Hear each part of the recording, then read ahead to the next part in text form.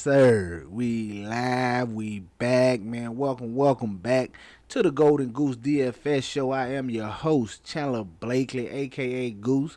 We are the leaders in single entry 3 max and 20 max content. So if that's your particular style of play, man, I'm happy to have you here. Even if it's not, I'm happy to have you here. This is one of the best spots you can be in. Trust me, you want to hit that subscribe button. You want to have your notification bell on so you know when the content drops, alright? Do me one small favor this morning, please and thank you, alright? Just hit that like button for your boy, man. We trying to get to the 100 likes on this video. Trying to get to 100 likes on every video. We keep knocking on the door. It be like 85, 75. Come on, guys. If you're hearing this, you the reason I haven't got to 100 yet. Hit that like button, all right? Thank y'all for tuning in, man. I appreciate you. If this is your first time here, this is my starting 5 series where I give you 5 plays that's more than likely going to be in my player pool on DraftKings and FanDuel. And you know, I always say more than likely just because this is NBA. You can get last-minute scratches, guys ruled out before lock, after lock that affects your player pool. So, you know, while I aim for all these plays to be good by lock time, a lot of times it doesn't work out like that due to injury news, whatever. But just be aware, man, and that's the purpose of this video. All right, let's get into my lineup review as usual, going over my best lineups from yesterday's slate, and then we'll get into the starting 5. All right, yesterday was a rough one. All right, took a beating. Just one of those slates, man, where you have your the way you're gonna build. You have it set. You get your lineups built. You know what you're doing. You know what your exposures want to look like. And then, of course, about 30 minutes, 25, 30 minutes before lock, you get the news that Luke Kennard is out for the Grizzlies. Now everybody becomes value and in play for the Grizzlies. So now you got to redo everything. You scrambling them last 20 minutes. And that just was the case for me yesterday, man. Got off of some plays I was on just to move in and get the different value plays and paid up to some guys that I wasn't necessarily as high on. So just a rough night for me. Definitely. I only got like a few little shillings back, but definitely took a beating over here. This is my best lineup, 292. Let's talk about it. At the top, at your point guard spot, I had Anthony Edwards. Got him at 10% on. Came out, got off to a rough start, but finished up strong, man. 51 fantasy points. Just going against those Washington Wizards, man. When you play the Pacers, you play the Wizards, you play the Pistons, you play the Hornets. It's like 4 or 5 teams that when you play these guys, man, it just bodes well for everybody on your offense. So we wanted to get to some Minnesota guys. Got Anthony Edwards right here. It was a nice outing from him. John Conchar, man, was my favorite play once Kennard got ruled out. Got plenty of him on the Memphis side. My favorite Memphis plays were Conchar, Roddy, and I told the gang, I'm so mad at myself. I told the gang definitely I'm getting to some Scottie Pippen Jr. And definitely I think I only got him in like one lineup, man. I wish I could have got a little more of them, but you know, you weren't quite sure how the rotation was going to work out. But Conchar was solid at 31% on, gave you 31 fantasy points. Got to David Roddy, big body Roddy was over here. Just okay, man, at 24% on, gave you 25 fantasy points at 4,200. Didn't hurt you, but didn't really help you to the top either, man. Just a middling performance from him. Miles Bridges, the same thing here. Nice double-double out of him. I was expecting this game to be a little more higher scoring, especially with the defenses the way they are for both teams. Miles Bridges was just okay, 41 fantasy points, and that was the story of my night. Like, all of my plays, the guys I was on were like just okay. Like, they didn't get to the top. Like, Donovan Mitchell was just okay. DeJounte Murray was just okay.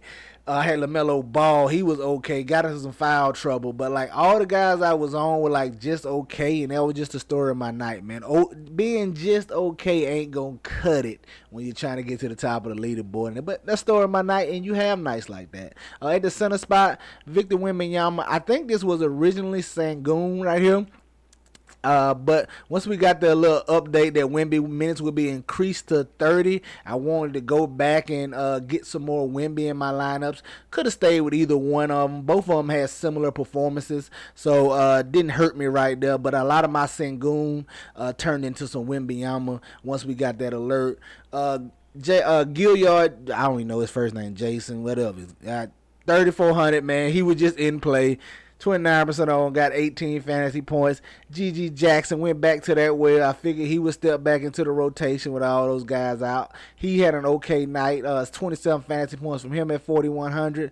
And then Donovan Mitchell, my guy, man, 9% on. The game was kind of close. We had I was hoping it could be a duel back and forth between him and Giannis. Giannis gave you the big game, but Donovan Mitchell just okay over here as they lost by 10 to the Bucks. So, like I said, took a beating on DK, man. Just one of those nights when the late news had you scrambling and you don't quite get your exposures how you want.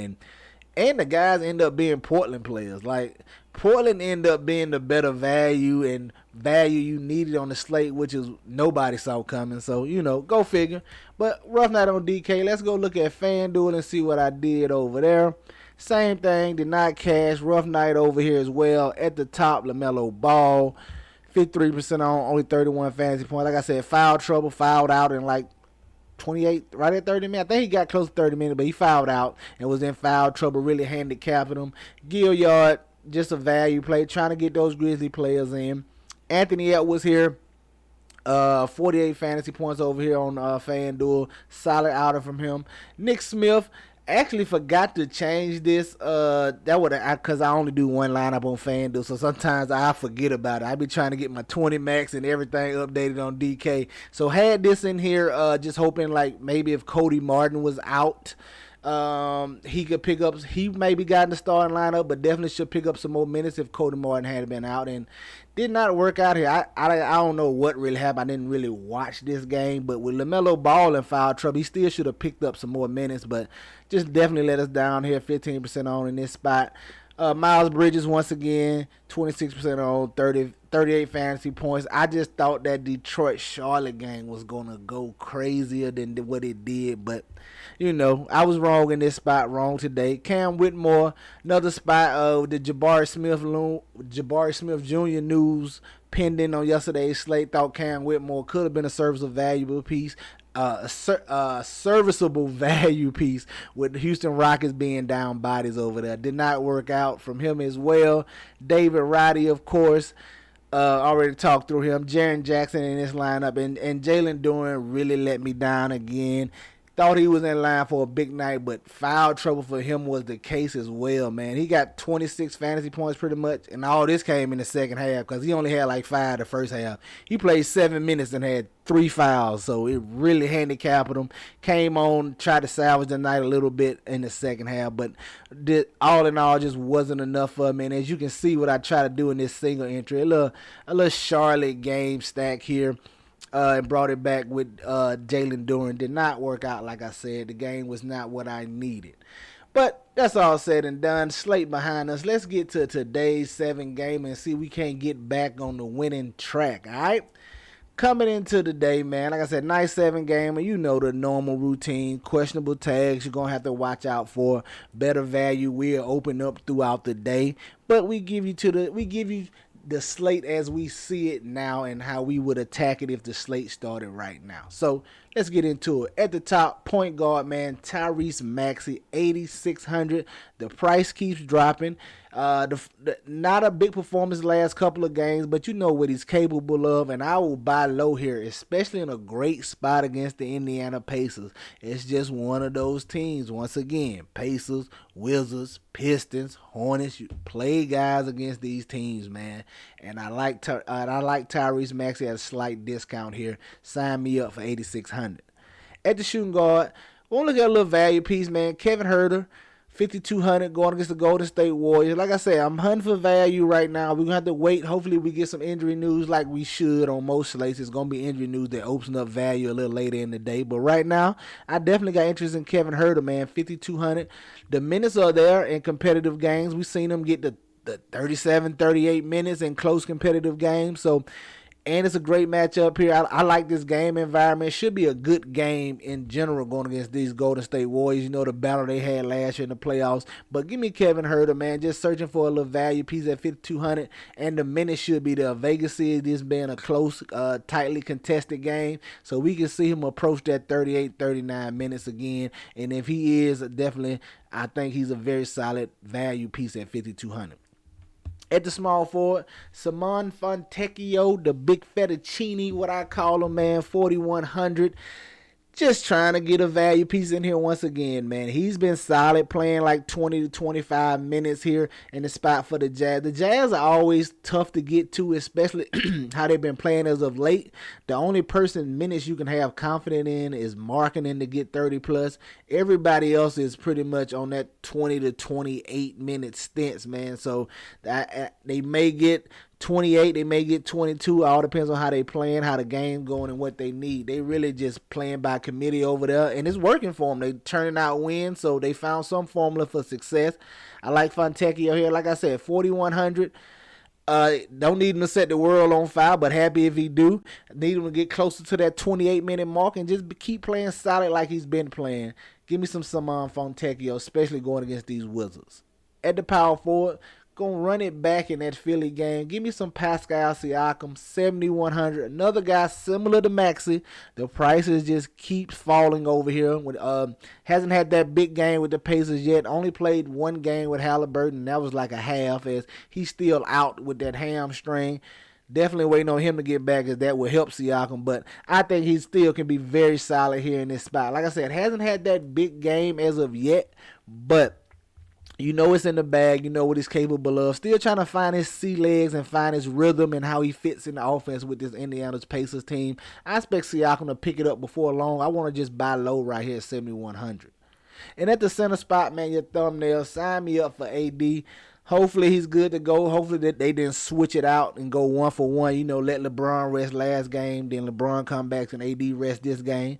But we'll kind of get a feel for it after the morning shoot around. I'm hoping they don't pull one of them moves. But if AD is good to go, man, sign me up. Should absolutely dog Nikola Vucevic down there. He is not athletic enough to handle AD. He should be able to do what he want, man. I like him in this spot. And having LeBron backs helps AD, all right? Sign me up, Anthony Davis, 10-2, your thumbnail for the day. There you have it, your starting five for DraftKings: Tyrese Maxey, Kevin Huerter, Simone Fontecchio, Pascal Siakam, and Anthony Davis. All right, let's go look at FanDuel and see what I'm liking over there. Hit that like button if you have it, man. What are you waiting on? Come on. At the top, man, you know, price is a little different over here on FanDuel, but I want to get to some Kobe White. I got interest in Kobe White at 8,100. Nice matchup here against the Lakers. Lakers give it up to the guards back there. Probably got a lot to do with that D'Angelo Russell defense, but hey, sign me up for Kobe White here at 8,100, man. No Levine over here. It's him and DeRozan and Vooch are the big 2+1, so to speak. I don't even know if DeRozan and Vooch are a big 2 anymore with the way they've been playing. Kobe White really could just take over if he wanted to. But hey, he's playing well, man. I like him at 8,100. Love the matchup. Sign me up for Kobe White. At the shooting guard, Kevin Huerter, staying with it. Similar value pieces. I'm not going to go into the breakdown once again. Like I said, she'll see big minutes in this spot provided the game is close like Vegas thinks it is going to be. Staying with Simone Fontecchio. A little more expensive over here, but value's rough right now, man. Like I said, I'm just staying with these two early this morning. We'll get news, and it'll be better value that breaks. But right now, if it was locking, these would be two value pieces I got my eye on, Huerter and Fontecchio. At the power forward spot, want to look at Larry Markkanen. This great game environment, Utah versus the Wizards. Like I told you on the DK side, Markkanen is the only guy for the Jazz I have confidence in his minutes. He's the only one that consistently sees 30 plus. Now, he definitely gave you a horrible game last time out, but yeah, I'm going to live with that. You're going to have ups and downs, man. Some nights it's just not going to be your night. I have no problem going right back to him, especially against these Wizards. And then at the center, man, as you can see already, Domantas Sabonis, 10-2, like the little price discount over here on FanDuel. He's about $1,100 cheaper than AD versus like $200, $300 cheaper on DK. So I definitely take that price decrease over here. Love the matchup for him. Sabonis has just been dominant this year. He's been playing very well, man. And Golden State with no true big over there. Sabonis should be over there and have a nice game here. You know he walks into the gym with a double-double. Hopefully he can find some assists and get us another triple-double here in this spot. But definitely got interest in Domantas Sabonis. All right, there you have it, man. You're starting five for FanDuel. Domantas Sabonis, Lauri Markkanen, Simon Fontecchio, Kevin Huerter, and Kobe White. Get you some exposure to these guys. Get them in your player pools. They for sure gonna be in mine. Y'all know, man. Any question, comments, or concern, hit me up in the comments section. Hit me up on Twitter, DM me, whatever. It does not matter. As soon as I see it, I try to respond, man. Y'all know the motto. Chances make champions. Y'all green up. I'll catch y'all next time, all right? Let's get it.